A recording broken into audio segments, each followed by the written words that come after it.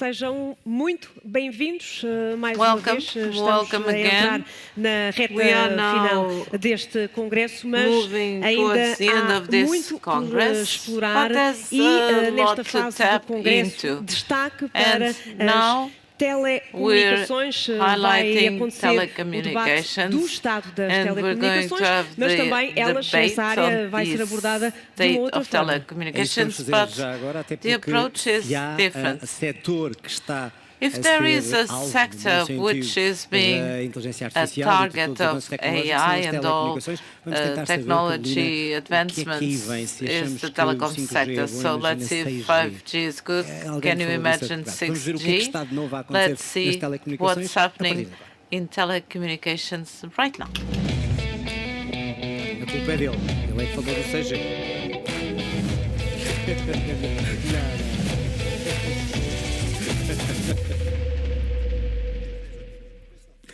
Vamos então falar de telecomunicações. We're going to talk about telecommunications and the progress which we are witnessing. Let me introduce our guests. Jorge Graça from nós, José Pedro Nascimento from Mel, Paulino Correia from Vodafone, and Rodrigo Cordeiro from Capgemini. Welcome. We did talk a bit backstage. This is a fascinating area. Things are happening. Jorge Graça, let me start with you. I have a general question to start this conversation, because we didn't have a keynote speaker. So, what is happening in this field of telecommunications, and what can give us a notion of the motto of this Congress? Science and businesses together. Now we're at a phase that I believe to be very interesting for the sector. We have basically introduced 5G, and we're now materializing 5G for industries. In concrete cases, we are solving challenges. We're using technology to solve problems. This is a very interesting phase because it promotes this proximity, because we're not in a phase where we're only offering creativity or an abstract technology. We have to interact with the academic world, with businesses, to solve concrete situations. So businesses present concrete problems and we have to solve them. Can you give us an example? Because I have 5G in my pocket. That's how I think about it. Or when it fails, is there something which is being developed without jeopardizing the privacy of a customer? Well, basically what we're talking about is 5G as a technology brings together a set of features that is a catalyst to solve concrete problems faced by companies. An example, we are working on the healthcare agenda, and we present the 5G advantages to solve concrete problems. And I'm not disclosing anything that is confidential. We have an ambulance, and we've done this with São João Hospital in Nem, and the Alto Minho Health Unit. We have an ambulance that is entirely connected, and the problem we're solving is how can we provide health care right from a moment when the person is being transported and during transportation, and also the transfer of the patient to the hospital unit. The connectivity requirements and the level of resilience that is needed, because in this case we're talking about a health case. It can be a life-threatening situation, and the requirements in terms of information and resilience for connectivity are definitely higher than what we have in our mobile. If we cannot watch TikTok thing, it's not serious. So with 5G, we can make this possible. We're only talking about power capacity, or we're talking about more than that. More than that, because in practice what we have with 5G is this capacity among the requirements of the app and what is being required, that the network adapts itself. So it's not the abstract sense that I give more resilience or bandwidth. The 5G has the capacity to adapt the network to the circumstances that are needed for that moment. It's not only connectivity, more speed or more bandwidth. Then we will talk about 5G standalone. José Pedro Nascimento, in your company, similar examples. 5G is also your big investment, or are there other cases? 5G is a technology. Technology is a means, not an end. We have invested in 5G, and now I would like to correct a statement that was made by Oliveira from Ericsson, who said this morning that in Portugal there's only one operator with 5G standalone. And it's not only Mel that has 5G standalone. We also have it. I would like to correct that. 5G is a technology, and it is an enabler of all the use cases that we want to develop, because the customer is at the core. So for us right now, we're focused on revising the customer journey model. It has to be different. We have to invest more in the digitalization of this customer journey, and we ourselves need to be more efficient at the operational level to be able to serve the customer. And technology, science are in the middle of all of this. We have partnerships with university, with development hubs, and these partnerships between the industry and the academia, these are important because they are a catalyst of all these developments. Let me please interrupt you. As the academia is a supplier or a supplier of ideas and products. The academia supplies ideas and startups or incubators that often have ideas that can be brought into the entrepreneurial ecosystem and developed there, but often as a capacity and extension of the development which is needed, and we don't have it fully in-house. But like I was saying, we are focused on the customer journey and also ongoing innovation, because in such a sector we need ongoing or continuous innovation of products and services, but also for ourselves. And it's also about resilience, because this is very important for our customers, that they trust the network. All the surrounding technology, you've mentioned 5G, but today it's also about AI. All these are means and not an end. We don't work for technology, we work for the customer, but in order to better serve our customer, we need the technology and we need the science. You've given me an idea for another question, trusting the network, because customers may mistrust certain suppliers of the network. I imagine Vodafone has similar solutions. So my question is, aren't you all supplying the same, and how can you show the difference? Maybe following José Pedro Nascimento, 5G is an enabler, like many other enablers, and it's very important for the companies represented here. There's no doubt about that. But then how will it be used as a benefit for customers, and what kind of synergetic relations we should develop? This is not a ready-made solution. We do not tackle the challenge the same way, always the same way. Today it is around 3 combined axes, and they have an interesting potential. The first axis is the axis of the customer. Now, for business customers to understand the problem statement, the specific nature of the problem or the opportunity for the clients, and the second axis is more encompassing. It is related with the universe of startups and the academia and the startups. Sometimes they bring forward an idea. It has to be worked on. They bring us the business concept or different lenses to see the problem statement. And the third are the technological partners, our suppliers and others, and the in-house suppliers. In the case of Vodafone, we deal with innovation within the group. We have an organization within our organization where we have Portuguese engineers, and we also bring the best that can be developed, and this is materialized in the Portuguese market. So it's around this triangle that we are investing. But in my mind, I was thinking, are you all offering the same in different ways? How can a customer decide between one of the three operators? That's an interesting question. If we output, high output, we're all offering the same, but the creation of value is not based upon these factors. Of course, they need to be there. The networks must be good.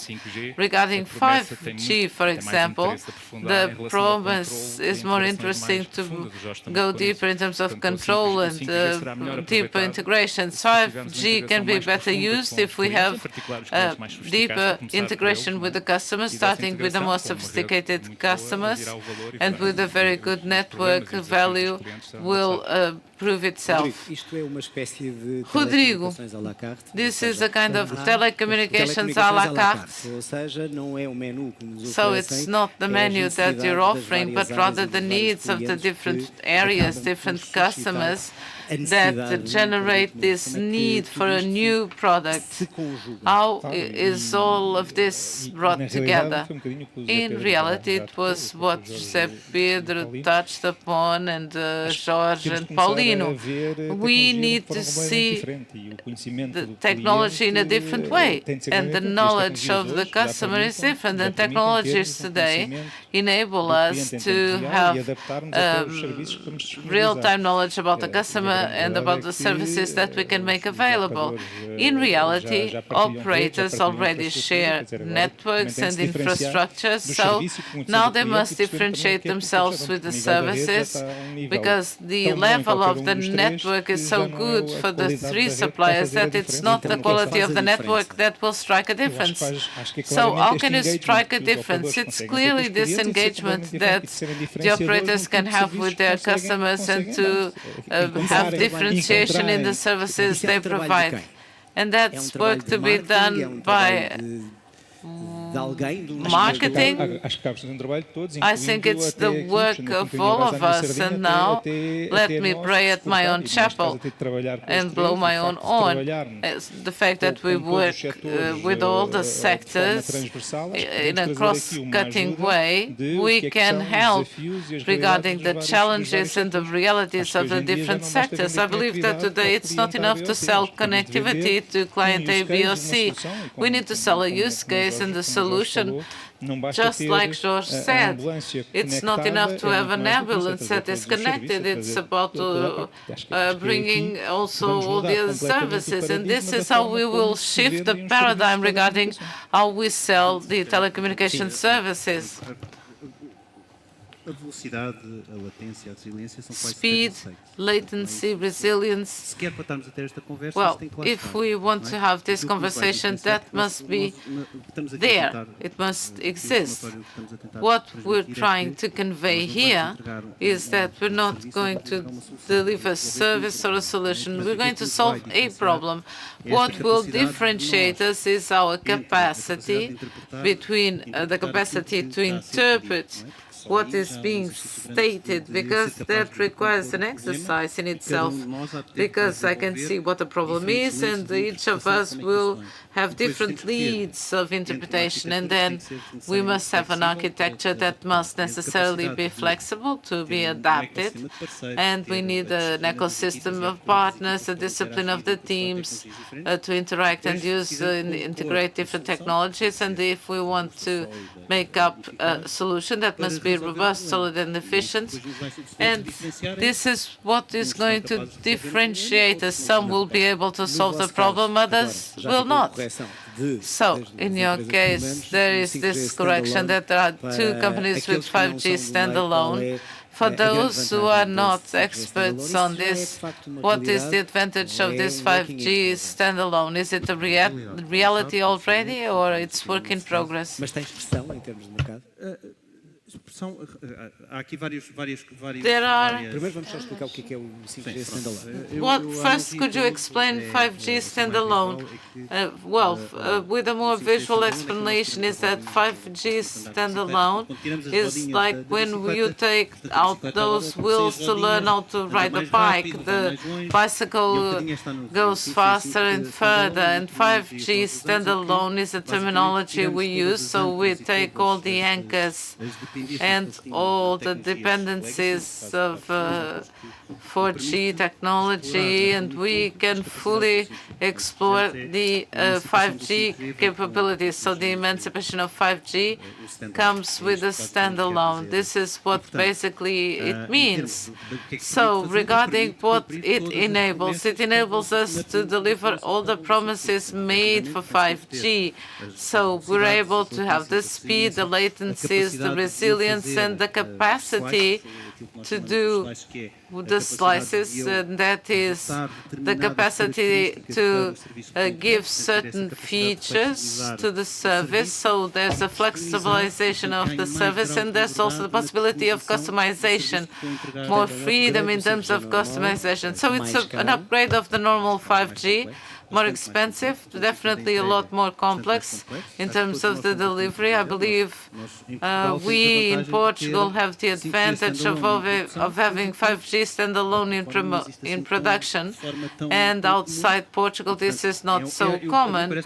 To me, I believe it's a big catalyst because it enables effectively to deliver the 5G promises and also to make available to companies in Portugal.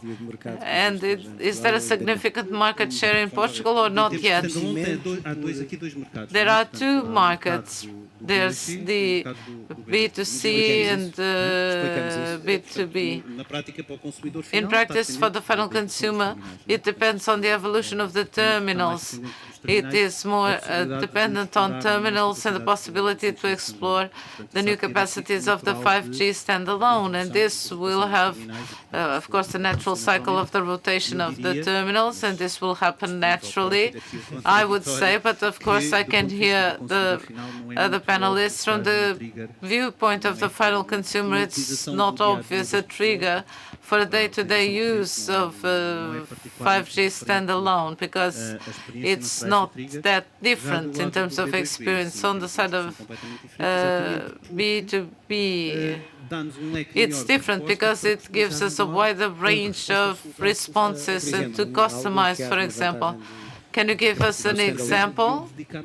I can dedicate a resource. We can have a service that is mission critical, and I need to be sure, or I need to increase the probability or the likelihood that the connection has a given performance. With standalone, I can allocate network-specific resources and ensure this. So if others don't have a connection, that one will.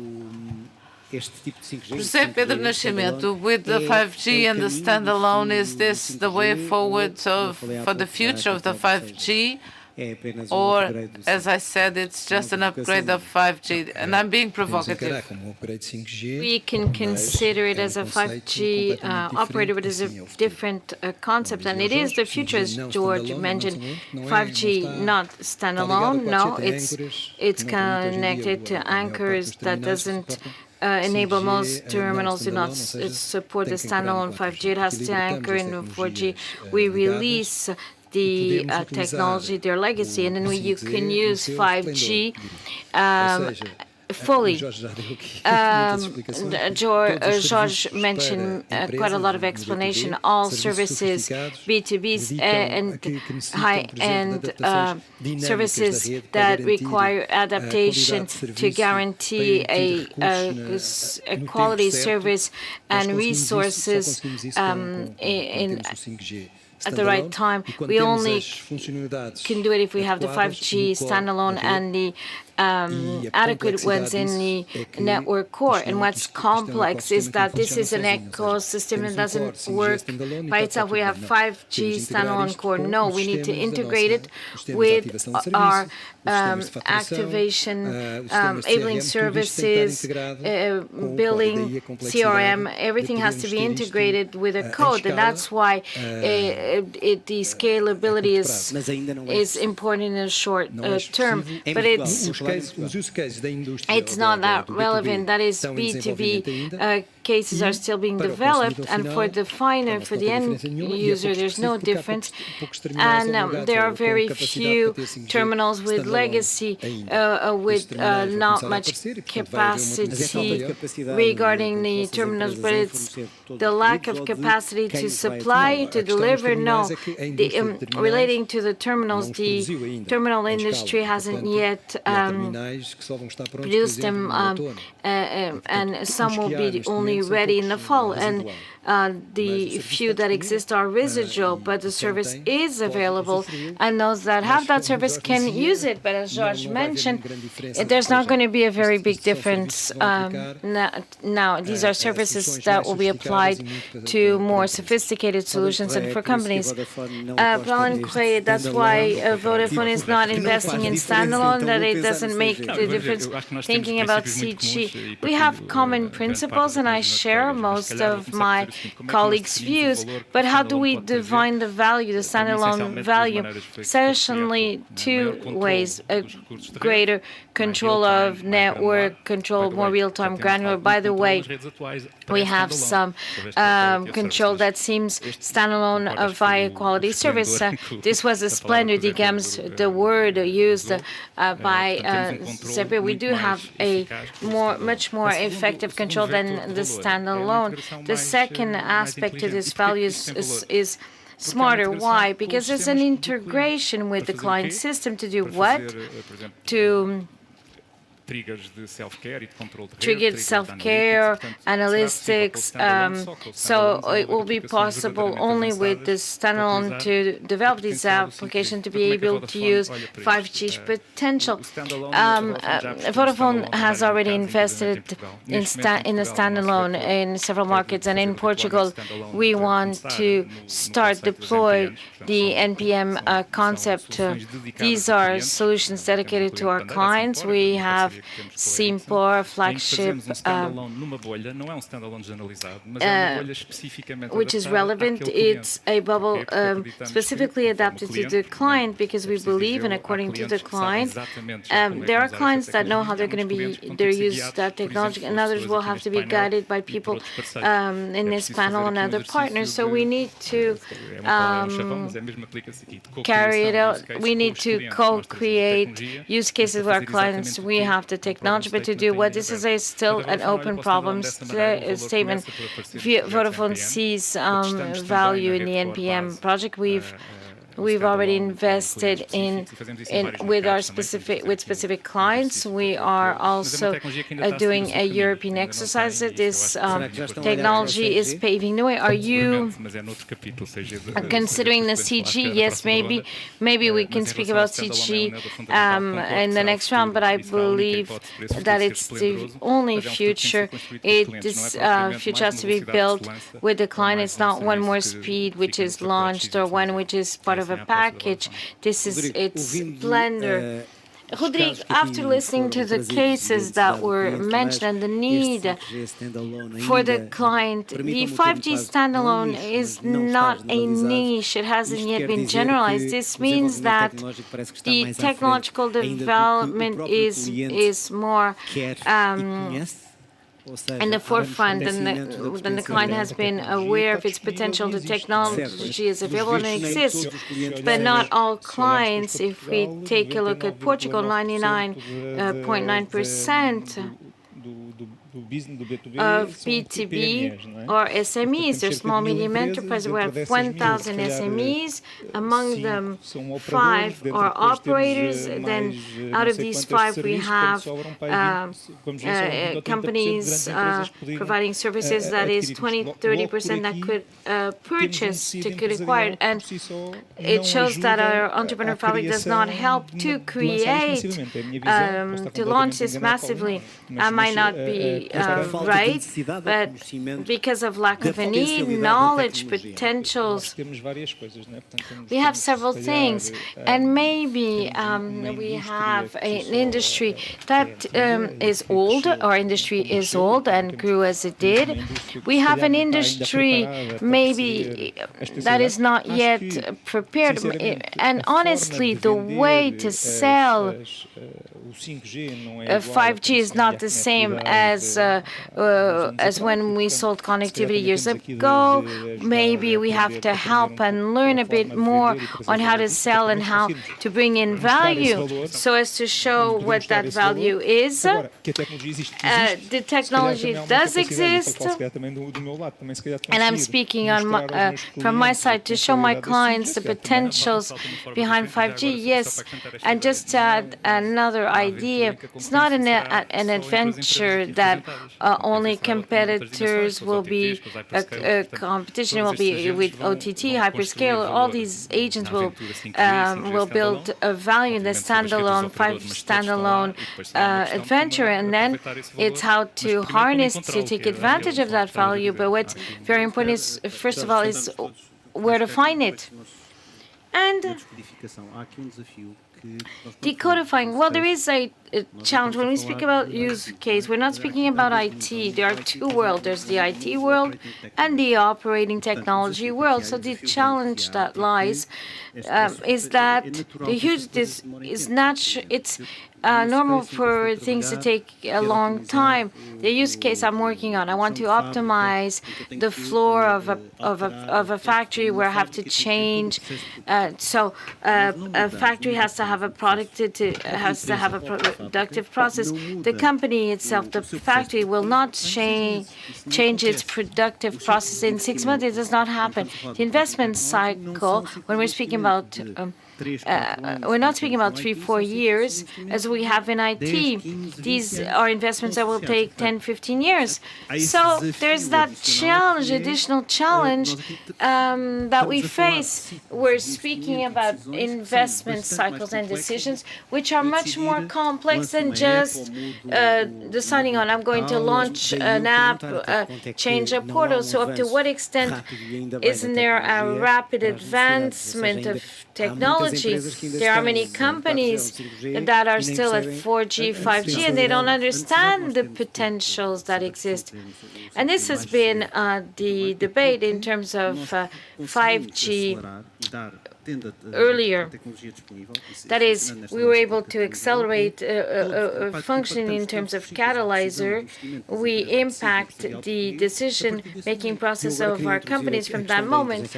Now, let me speak about AI, which has been repeatedly mentioned, and it wouldn't be an APDC panel if we didn't speak about AI. How does it fit in with your business? How does it fit in? How does it...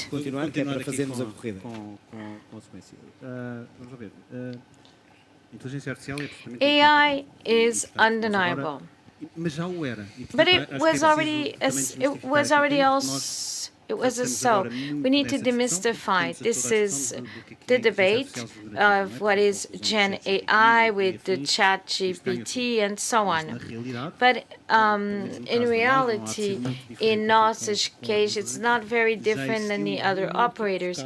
There were multiple cases where we did apply AI, much more in terms of machine learning, AI for productive effects, but this has been more or less, this is what was done. But today, in NOS, there might be 2 or 3 residual processes where there's a part that merges with AI. Does it also raise security issues?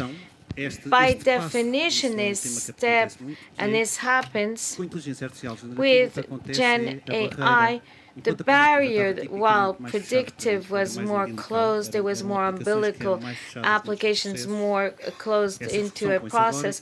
And now the debate is that with Gen AI, there will be a lot of use cases that will be open to the world, open.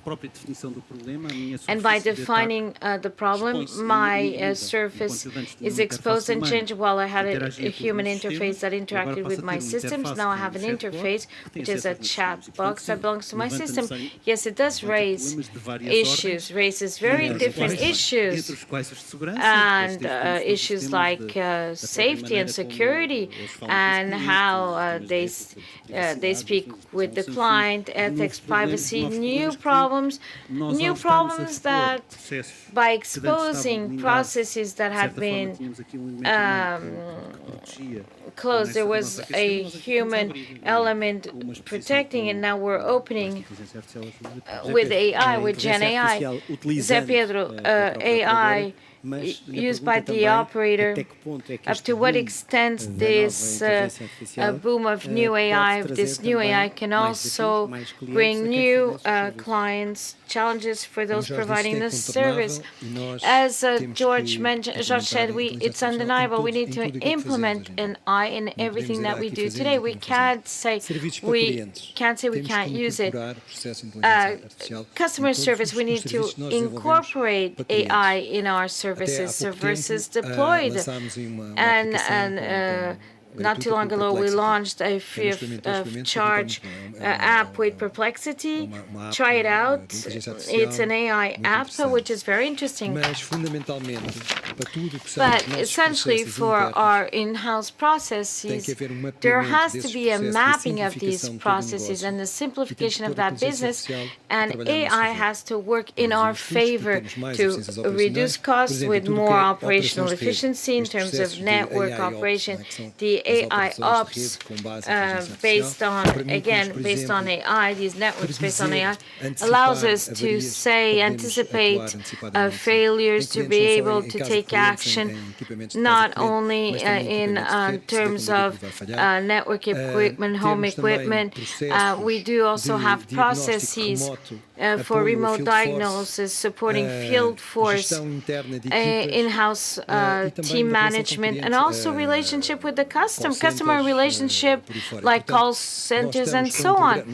So we already have in our activity, we have AI applied to many of our in-house processes. We have an intense program to develop and to apply to more use cases with a funnel process. And we're going to continue on developing, we can't stop. And we've seen that the gains are very interesting, that the gains will be very interesting for us. Paul, the same question. Is AI that tool in the laboratory when you're developing these new products requested by the client? I wouldn't say laboratory, it's all over the place. No. I mean using AI for your lab. Using it in your lab, that is, not only to provide services, but to create and innovate. Surely enough, there are many examples, and it's very difficult to mention them. There are examples that are geared towards customers, managing their problems, multiplicity of problems that our clients have, for efficiency, effectiveness, benefits, and time to resolve. So this is important. Maybe it was, and this was not mentioned, the in-house productivity, AI employees are using these tools. A good engineer with an AI tools has a tenfold impact. It's a ramp up, it cannot be ignored, but with a very interesting impact. And as Epid mentioned, to improve our inventories and management is quite a challenge in our company, which is very big. And if well adapted, it will help to develop problems and networks. Yes, we will be developing services, but in terms of increasing the impact of our employees, what the impact and there are what they will be, and there are new challenges. I mentioned this in a meeting in Turkey. The cyber issues, for instance. Writing a phishing email, you'll see the output. There's no mistakes in the sentencing, and so there's a new paradigm which is needed to be prepared, a new capability paradigm. Rodrigo, most of the different sectors, most of the clients might not know what is standalone 5G, but they know what is AI. Do they really know what is AI? When they're looking for a product or a solution, are they aware of what they want to use? Why AI then? Why use AI? That's a good question. I have to be careful on how I'm going to answer more politically or what is true. In general, everybody knows what is AI and Gen AI, and today people know what's the difference. And not too long ago, many people used to confuse the two terms. I believe that many clients don't understand what they need for to use the maturity for the use case, and there are use cases with no AI Gen A. Everybody uses today. And also, and picking up on what you've mentioned about telecommunications, when we speak about the network and the engagement, we need to think about the processes that don't run well.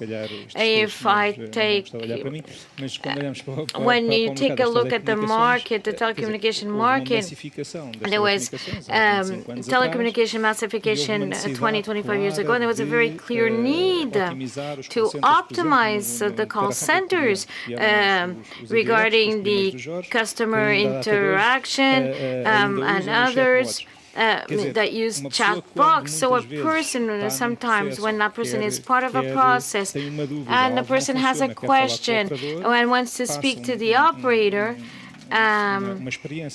goes through a traumatic experience just to speak to someone to solve that problem.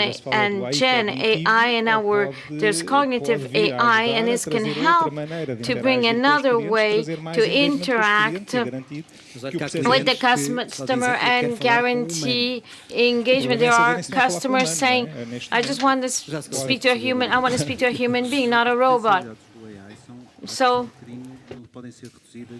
well, that is a challenge that we are all faced with, and there's always this discussion internally. And the true value of AI is not because we try to replicate the processes. In this analogy, there will always be people who want to talk to a human. But we have this perspective. Instead of trying to optimize the call center process, I'm looking at AI as a tool. So my focus is there are problems and vices that I have that can be anticipated and solved. And the true benefit I'm going to have, it's not because I have a robot talking to a person, it's because I have processes that are automated when they've got an automated solution of problems. There's a question I'm curious about, and others too. We had a power outage. Why did the telecommunications fail so bluntly? So, you're not prepared. That's what happened to me. That was the first problem. So, well, my fridge was not working either. So there's this brave new world And given the absence of electricity, this brave new world dies. Estamos a falar de geradores, estamos a falar de autonomia, ou seja, talking about power generators, autonomy, especially because telecommunications are essential, namely for emergency services.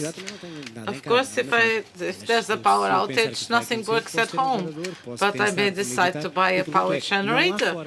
Isn't there a way, if a hacker is able to turn off the... But then you need gas or fuel for the power generator. So there's no energy, there's no telecommunications.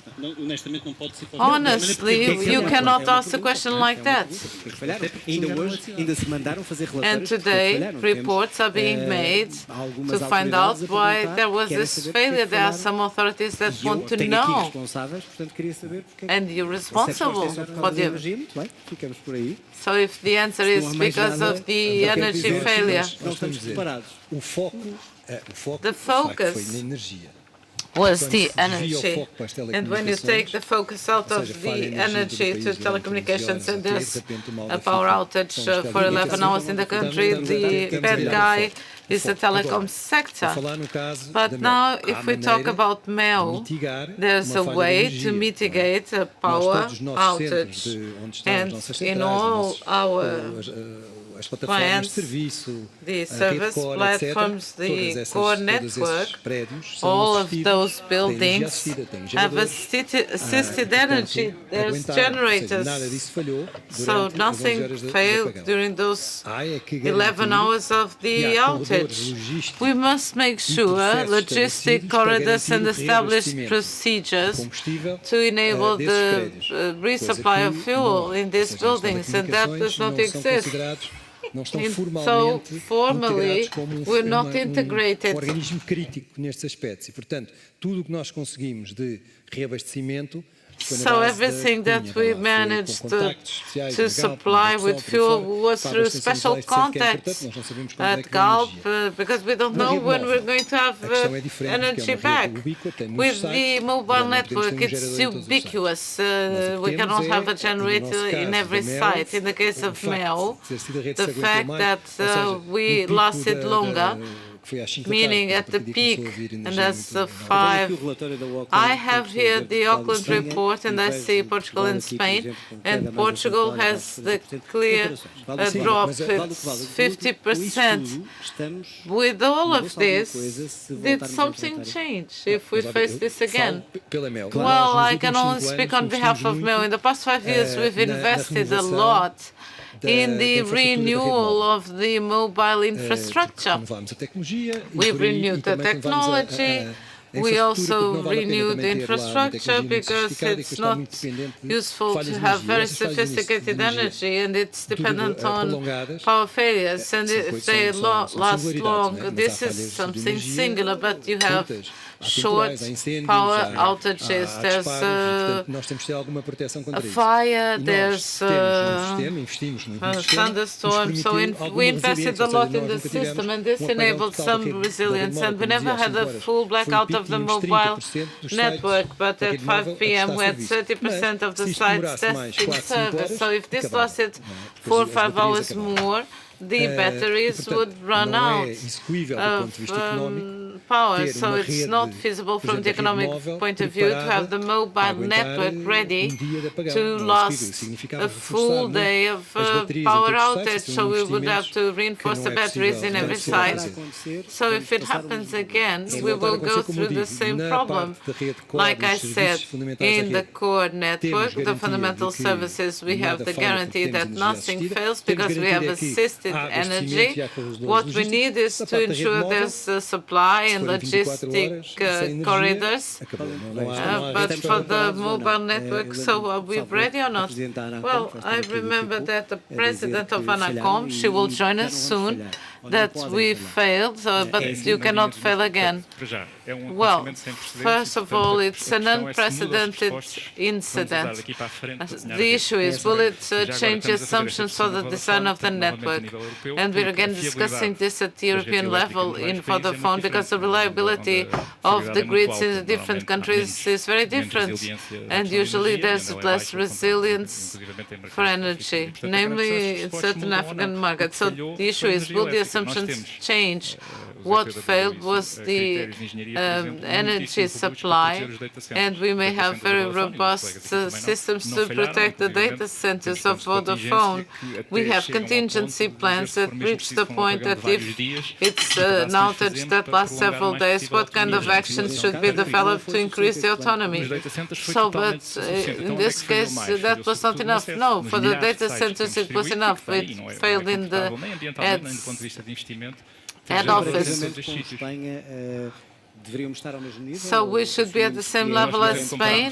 Vodafone Spain is not part of the group, and we did many benchmarkings with them, and our performance was very similar. They were luckier in some of the international connections via the Pyrenees, and at a given moment in time, for a short period of time, we had all the international connections cut, and they are 4 different areas, so that you may have a notion of the impact. This doesn't mean we're not going to update the assumptions. Of course we are, but if the way forward is to have an autonomy in every site, we will fulfill the law and we will divert investment for this. But this means that we will not invest in the coverage in the standalone. It's very important to understand this. What failed first was the grid. We need to be prepared. We prepare resilience plans at different areas. Cyber resilience, but full blackout of all the sites in the whole country is unprecedented. In a sentence, are we prepared or not? We are better prepared, and in Vodafone we will be better prepared. We need. I would like to ask to which extent. Well, it's the same question to close. In this brave new world with the very advanced technology, and then there's something as an outage, and we don't have enough contingency for cases like this. Well, that's a fact, but we are talking about contingency plan. But we look at the contingency plans in silos. Tomorrow there will be yet another problem, and what is real is that we have shown that we depend upon Spain as far as energy is concerned. We don't have redundancy elsewhere. And now we're looking at the telecommunications, but what we should do is to ensure that we have redundancy. And our dams took 6 hours to start again. And Spain started having energy from France, and everything was started earlier. But if there's an outage, there are certain sectors that must be insured. And my question is, how are we going to look at that? Well, as Paulino said, obviously this happened well after things go south. You need to be better prepared to avoid this type of situations. But this means there's a price to be paid. Are we available? But the price is fundamental. So there must be a return on the investment. We need to finish. There must be a balance, and the proof is we lost it 10 hours without energy. In our case, with 30% of the sites up and running. This is a huge effort, and it shows that something can be done. But we cannot be mad and say, if there's a power outage, we need to have the mobile network available for 48 hours. Now all the panelists speaking at the same time. The interpreter apologizes, but it's not possible to convey the last messages. Gentlemen, thank you. See you next time with 6G. No, there are 2 congresses more before 6G. And we bring this debate to a close.